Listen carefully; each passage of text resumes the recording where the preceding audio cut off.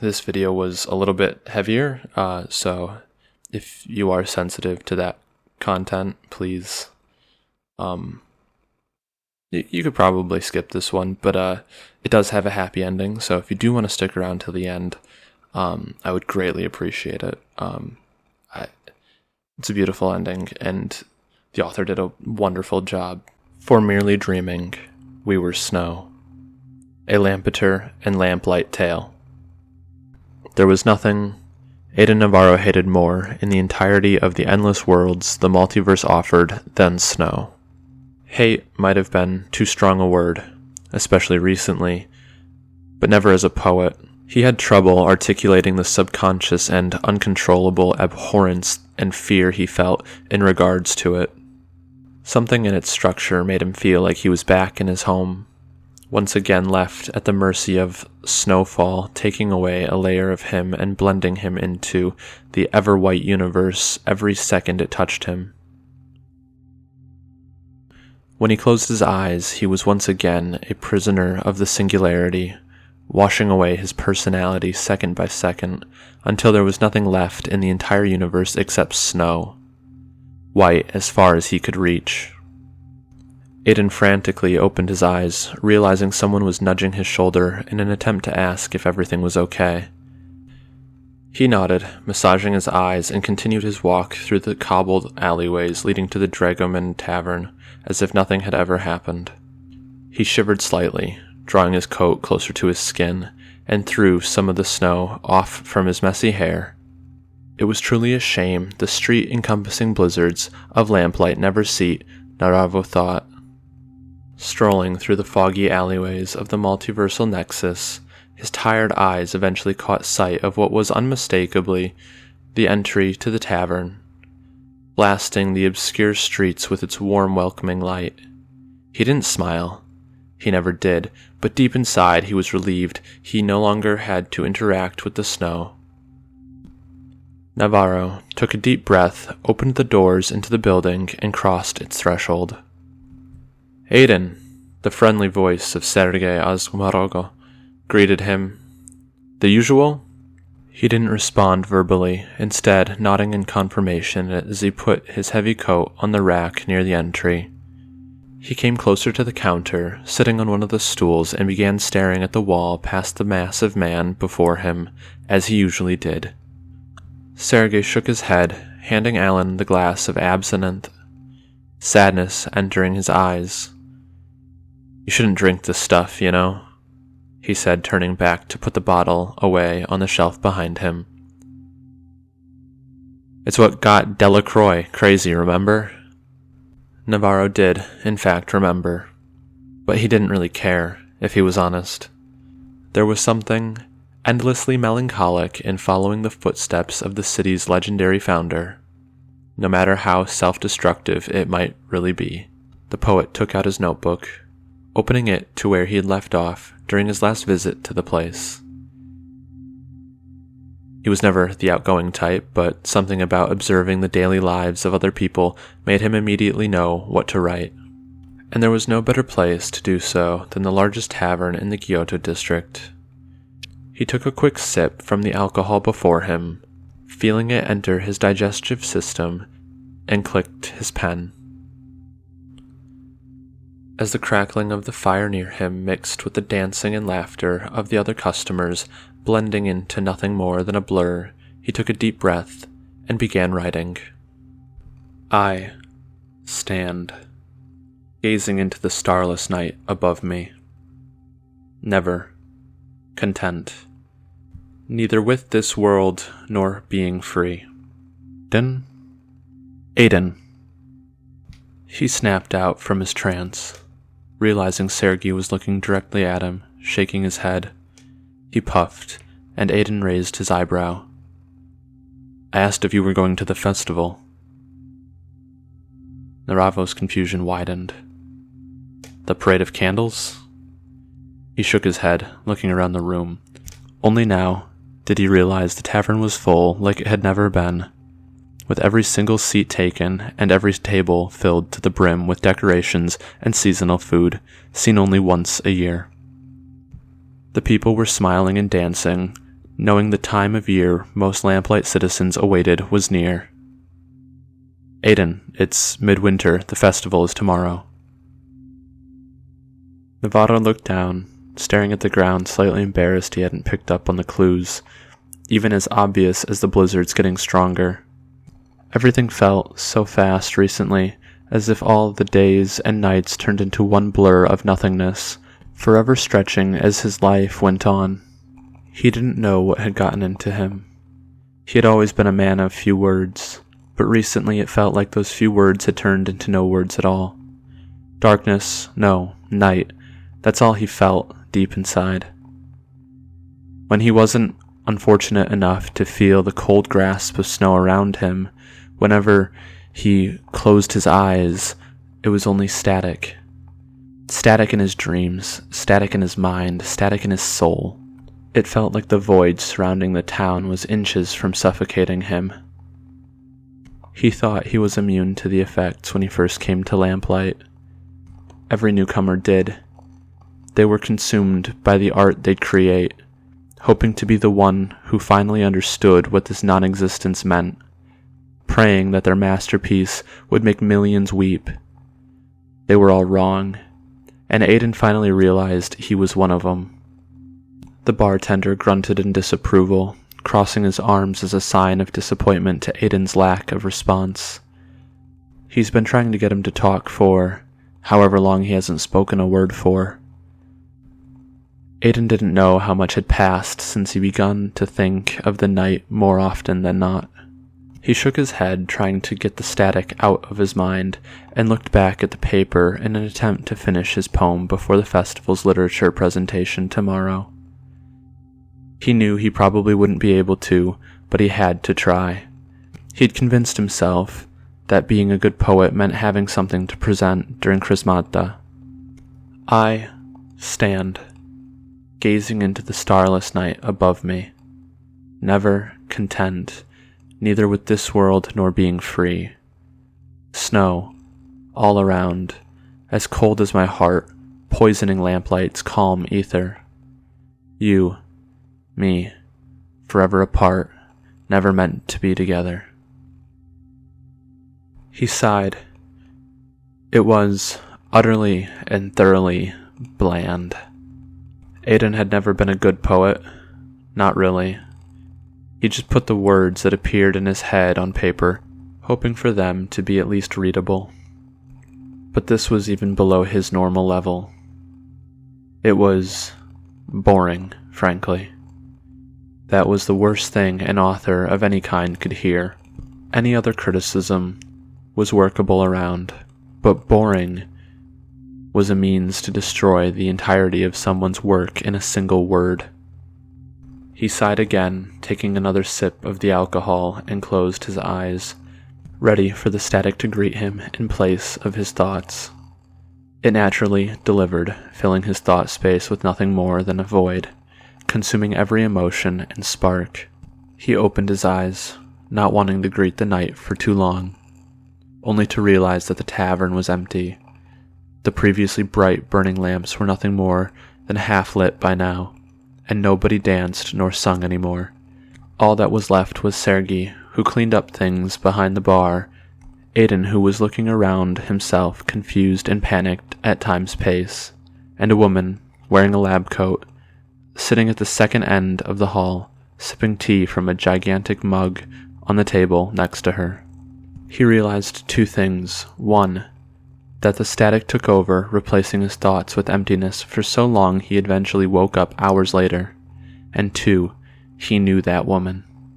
He stood up from his stool, putting his notes and pen back into the bag hanging from his shoulder, and came closer to the other. She looked up from the mug directly into his eyes and smiled slightly. Aiden, long time no see. That was a lie, of course. He and she were the only ones that almost always sat in the Dragomans until its closing, and they knew each other by sight relatively well. They never really talked to each other, but she knew he was a poet and he knew she was ex-Foundation, and she was the closest to a friend he had had. The emblem of 3 arrows pointing towards the deformed circle still sat on her lab coat as a reminder of who she had been before she ran off to lamplight.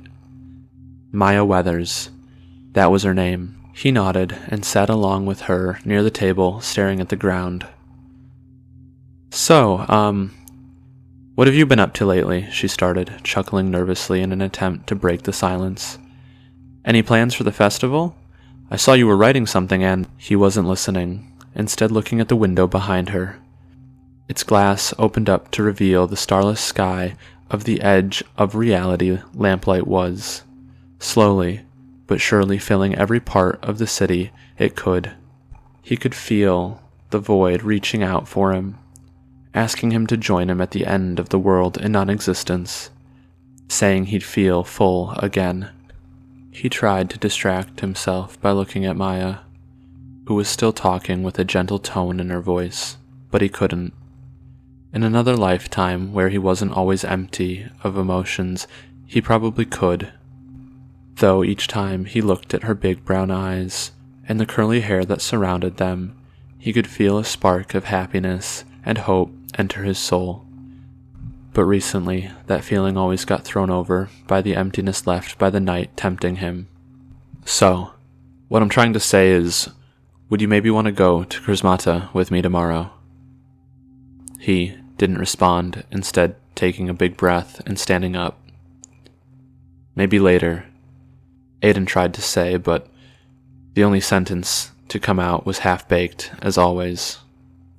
He didn't look back, not wanting to see her get hurt by his words.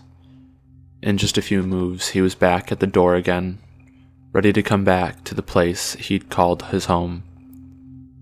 He opened the door, embracing the snowy night, his mind still thinking of her warm smile. And through held-back tears, he muttered a single phrase. "I'm sorry." He didn't sleep well that night, but if he was honest, he never did. He woke to a cold sweat pouring from his body, dampening his bed sheets. He didn't remember what he dreamt of, but he knew it wasn't a nightmare. There was a certain kind of quality to nightmares, Aiden thought, even if they weren't pleasant experiences. They almost always left a lasting effect, a sort of half-faded mark in the memory of the person who was unfortunate enough to experience them. And more often than not, they were good inspiration, especially for someone who wrote often on pessimistic topics such as Aiden. What he'd felt that night was none of that. Aiden couldn't focus on the dream for more than a microsecond.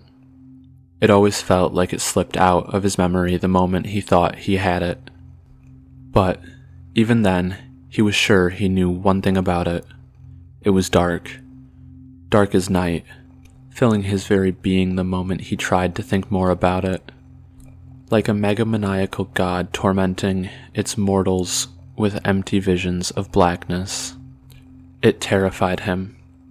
He stood up from the bed as quick as he could, in a panicked attempt to leave that all behind. To fight it back, he thought of the first time him and Maya had met up. Dragoman's was full to the brim that night, and perhaps by accident, perhaps by fate, they landed near each other. And then they talked for hours. But he didn't think that mattered anymore. Nothing did. In just a matter of seconds, he found himself in the bathroom, staring at the wall mirror. His face and hands were wet, but he didn't notice this. Instead, his entire focus was drawn to his reflection in the pane of glass in front of him, or, rather, the lack of one. Where Aiden should have been able to see his messy hair and green eyes was now replaced with a dark void, endlessly looping on itself into infinity. Rather than taking him in, he let out a scream and backed off, and blinked. It disappeared. He panted, nervously scanning the room for any changes. Anything at all. But no matter how hard he looked, there was nothing. The room was identical to how he had been for as long as it had existed. He blinked again, grabbing his head in his hands and groaning. He didn't feel good. He desperately needed a break. In a few slow steps across his apartment, he put the kettle on in the little recess he had to call his kitchen. Aiden hated coffee like nothing else, except snow, but tea was suitable. Tea was one of those few things that had still made him want to drive forward. A cup of tea as warm as Weather's face to ward off the white cold always falling from Lamplight's non-skies was all he needed to carry on. It almost felt like his home before the singularity, where everything was good and he didn't need to worry about anything. With a deep sigh accompanying the creaking of wood, he sat down on the kitchen chair, grabbing the pen and notebook he'd left from last night. Aiden took a deep breath, massaged his eyes, and began writing, in a last-effort attempt to be able to present anything on tomorrow's ceremony. I stand, gazing into the starless night above me, never content, neither with this world nor being free. Snow, all around, as cold as my heart, poisoning Lamplight's calm ether. You, me, forever apart, never meant to be together. Night, everywhere I feel, encompassing each part of my soul. Darkness, never sleeping, always taking parts of myself, until it forms a whole. As the whistling of water boiling snapped him out of his trance, he suddenly realized something that terrified him to his core. Even more than the night or the darkness within him, the festival was today. He stood up shocked, only to notice the candles burning bright in the central square outside his window. He could feel the muffled songs and voices of happy people exchanging stories and art during the only day they could at least pretend to be joyful on. He didn't even notice the kettle anymore, instead starting to walk in circles around the room panicked. He couldn't go. He still hadn't finished his poem. He wasn't ready. But Maya would be there. It didn't matter. He wasn't prepared. He couldn't. Before he could react, he subconsciously felt himself take a step, then another.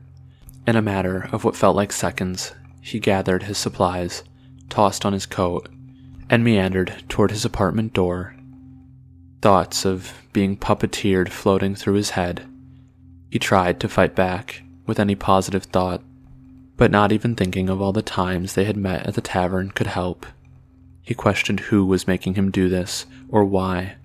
He didn't want to go, but he knew he didn't have a choice, even if he tried to resist it. And so, he did the only thing he could. He took a deep breath, put his hand on the handle, and complied with what the night ordered him to do. When he woke up again, he was outside, sitting on a bench in the central square. He blinked twice, flexed his hand slightly, trying to remember how he'd gotten there. His head hurt, but he knew he'd only been in his apartment before the night took over, making him go somewhere. He knew where it wanted him to go. It wanted him to be free. He opened his eyes again, observing how full the square was.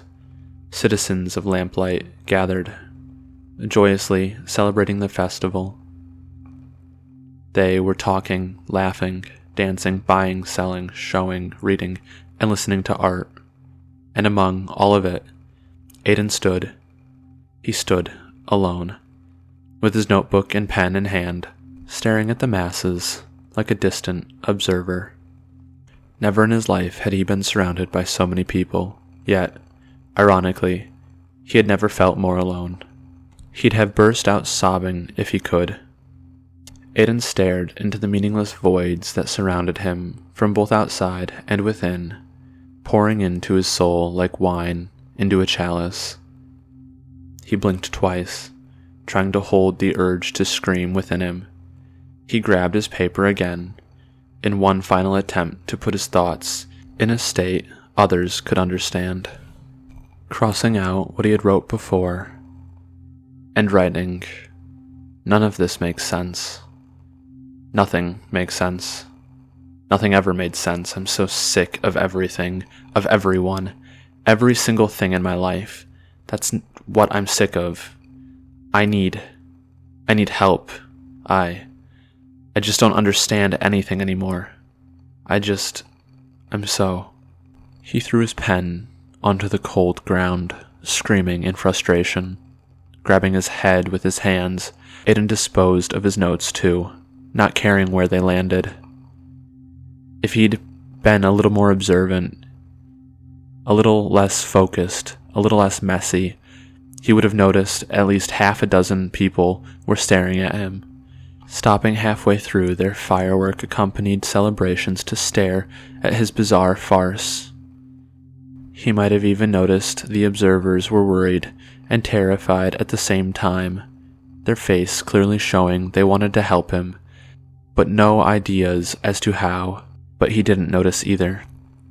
He let out a silent sob into the starless skies above him as he leapt away from the noise, away from the square, away from the people.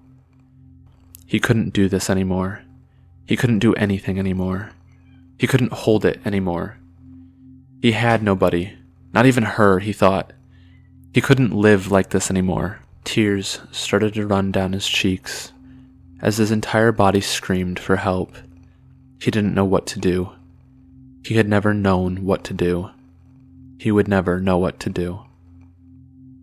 And that's when he heard it. A silent whisper entering his mind like a snake entering its lair, grabbing every single ounce of being left unaffected by the night's previous invasion. That voice screamed into the deepest bowels of his soul, assuring him it would all be fine. It told him he just needed to follow it, just needed to come along for a walk he wouldn't regret, just needed to give it control one final time. He didn't want to listen to it, but he had no other choice. Step by step he complied, taking one little motion after another, until he had left the ceremony and every single person in it behind. If he'd been a little less empty, he surely would have noticed something wrong. He surely would have noticed something was wrong. If he'd been a little less devoid of emotions, maybe he would have even opposed the voice. And, perhaps, if this time he'd been a little more observant too, he might have even noticed the big, brown eyes and curly hair of Maya Weathers coming toward him in a panicked attempt to stop what was inevitable. But just like last time, he wasn't. He didn't know how or when he got to Lamplight's edge, but he didn't need to, because it didn't matter. It never did. Nothing mattered. Not anymore. He did what the night said. It was over. He didn't need to struggle anymore. He looked up to the sky above the border between non-existence and reality, gazing at the black night occasionally broke up by glowing points in the distance.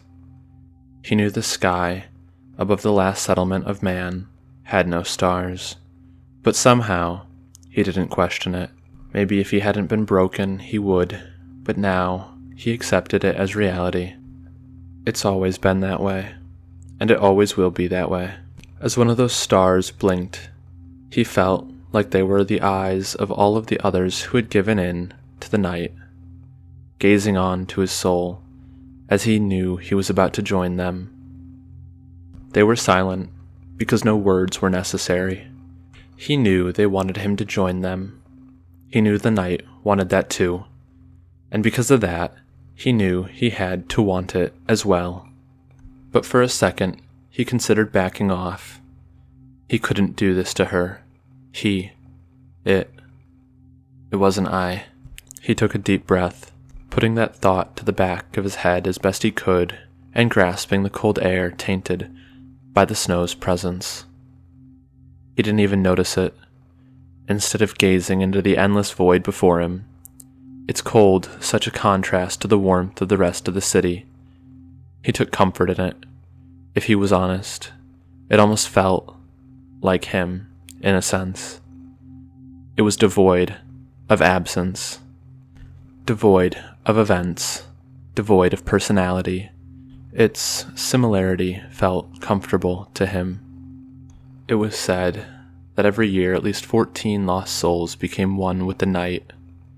Aiden was about to fill that status quo. And so, he took the first step forward, embracing the long-lost part of himself the night offered, taking the first breath of relief in years. For one moment in eternity he wasn't happy, he realized. He'd been driven out here by a promise that would never be true, used as the desperate individual he was. He cried out, unnoticed, continuing his walk to the end of the world, starting to sob. He'd been lied to, but at the same time, he felt comforted. He didn't understand that feeling. He didn't know if these were tears of happiness, tears of fear, or tears of sadness, or if they were all at the same time. And just as he was about to make that void fully himself, bringing his soul and the darkness as one, he suddenly stopped, mid-step. A singular blur, reminiscent of a cry, interrupted his thoughts.